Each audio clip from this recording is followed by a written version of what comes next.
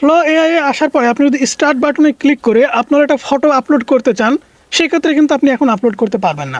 এখান থেকে স্টার্ট বাটনে ক্লিক করার পর এখান থেকে দেখতে পাচ্ছেন আমাদের সামনে আর কোনো প্রকার আপলোড বাটন দেখাচ্ছে না।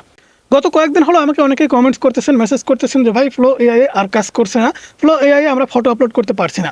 এখান থেকে আমরা প্রম্পট দিয়ে ফটো তৈরি করতে পারছি, কিন্তু সেই ফটো আপলোড করে যে ভিডিও তৈরি করব সেটা করতে পারছি না। আমরা যদি এখান থেকে প্লাস আইকনের উপরে ক্লিক করি তাহলে কিন্তু এখানে কোনো আপলোড বাটন দেখাচ্ছে না।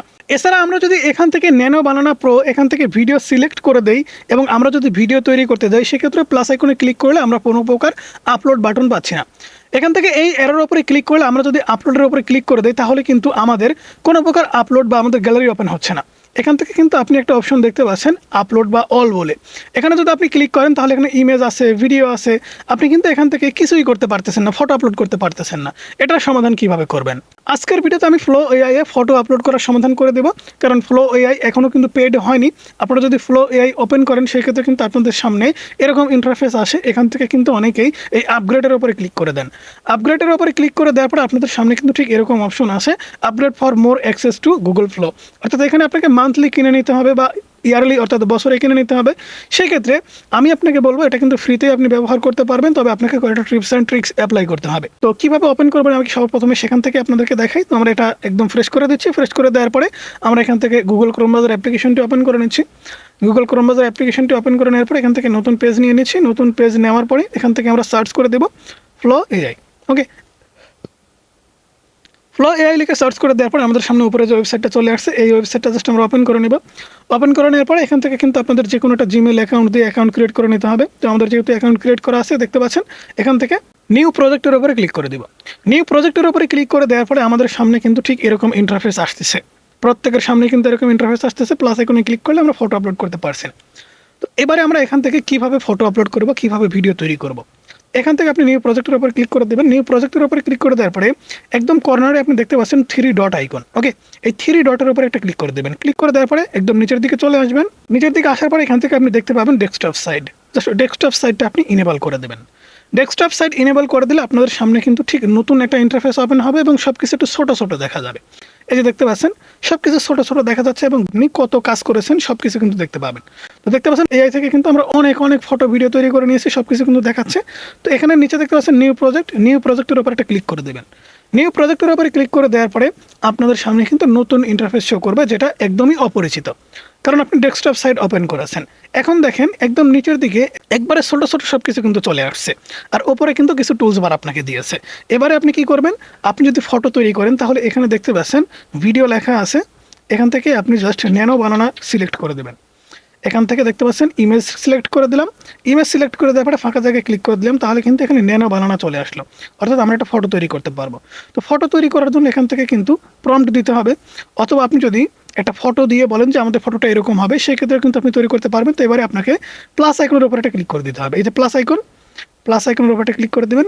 প্লাস আইকনের উপরে ক্লিক করে দেওয়ার পরে আপনাদের পেজটা কিন্তু জুম হয়ে যাবে এরকম। ওকে, জুম হয়ে যাওয়ার পরে একদম নিচে দেখতে পাচ্ছেন আপনাদের একটা আপলোড অপশন চলে আসছে।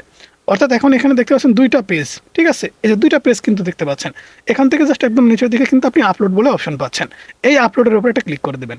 আপলোডের উপরে ক্লিক করে দেওয়া মাত্র আপনাদের গ্যালারিটা কিন্তু ওপেন হয়ে যাবে। তো ওপেন হওয়ার পরে মনে করেন আমাদের একটা ফটো এখান থেকে আমরা দিব, এখান থেকে আমাদের নিজস্ব একটা ফটো দিব।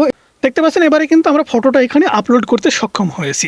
এবং আমরা যদি এখান থেকে এদেরকে বলি, এখান থেকে নিচে দেখতে পাচ্ছেন লেখার অপশন, এই ফটোটা আমরা কিভাবে তৈরি করবো না করবো সব কিছু কিন্তু এখান থেকে আমরা দিতে পারবো। তো ভিডিও কিভাবে তৈরি করবেন, ভিডিও তৈরি করার জন্য কিন্তু একই সিস্টেম। এখানে ন্যানো বানানোর উপরে ক্লিক করে দেবেন। ক্লিক করে দেওয়ার পর এখান থেকে দেখতে পাচ্ছেন ফ্রেম টু ভিডিও।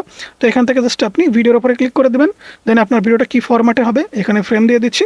ফ্রেম দেওয়ার পরে এখান থেকে জাস্ট আমি 9:16 দিচ্ছি। তারপরে এর অপশনের উপরে ক্লিক করে দিচ্ছি। ক্লিক করে দেওয়ার পরে এখানে দেখতে পাচ্ছেন আমাদের সামনে কিন্তু 2টা অপশন চলে আসছে, স্টার্ট অ্যান্ড এন্ড। স্টার্টের উপরে ক্লিক করে দিলে কিন্তু আমাদের সামনে নতুন একটা ইন্টারফেস হয়ে যাবে। তো এখান থেকে আমরা স্টার্টের উপরে ক্লিক করে দিচ্ছি। স্টার্টের উপরে ক্লিক করে দেওয়ার পর দেখতে পাচ্ছেন এখান থেকে আমাদের কিন্তু আবারও নতুন ইন্টারফেস শো করেছে। এখানে কিন্তু 2টা পেজ দেখাচ্ছে, ঠিক আছে, 2টা পেজ দেখাচ্ছে। তো আমরা রিসেন্ট কিন্তু এখান থেকে দেখতে পাচ্ছেন এই ফটোটা আপলোড করেছিলাম। তো এবারে আমরা আরও একটা ফটো আপলোড করে দেখাবো আপনাদের। এখান থেকে দেখতে পাচ্ছেন এই যে আপলোড ফটো বা আপলোড মিডিয়া, আমি এটার উপরে ক্লিক করে দেবো, আমাদের গ্যালারিটা কিন্তু ওপেন হয়ে যাবে। আমরা এখান থেকে একটা ফটো আপলোড করে ফটো থেকে ভিডিও তৈরি করে দেখাবো। তো এখান থেকে একটা ফটো আমাদের আপলোড হচ্ছে, দেখতে পাচ্ছেন একদম উপরে। তো পেজটা কিন্তু একটু ছোটো ছোটো দেখাবে, অবশ্যই ঘাবড়ানোর কোনো কারণ নেই। মোবাইল ফোন থেকে কিন্তু আপনি এখন ডেস্কটপ সাইডে ফ্লো এআই এর আরও সহজ ব্যবহার করতে পারবেন এবং সব কিছু কিন্তু আপনি খুব সহজে ছোট ছোট করে দেখতে পারবেন। তো দেখতে পাচ্ছেন আমাদের ফটোটা কিন্তু আপলোড হয়ে গেছে। তো আমরা এই ফটো থেকে এখন কি তৈরি করতে চাচ্ছি এখানে দেখতে পাচ্ছেন আমাদের কিন্তু লিখে দিয়েছে অ্যাড প্রম্পট। ঠিক আছে, অ্যাড প্রম্পটের উপরে ক্লিক করে দেবো। অ্যাড প্রম্পটের উপরে ক্লিক করে দেওয়ার পর এখান থেকে কিন্তু আমরা লিখে দিতে পারবো। ওকে, তো এখন এই ফটো থেকে ভিডিও তৈরি করার জন্য আমরা চ্যাট জিপিটি ওপেন করে নিচ্ছি, কারণ আমাদের প্রম্পট দিতে হবে। প্রম্পট না দিলে কিন্তু তারা ভিডিও তৈরি করে দিবে না। তো এখান থেকে আমরা জাস্ট একটা প্রম্পট নিয়ে নিব। ওকে, এখান থেকে আমাদের প্রম্পট যেহেতু রেডি আছে, এখান থেকে আমাদের হচ্ছে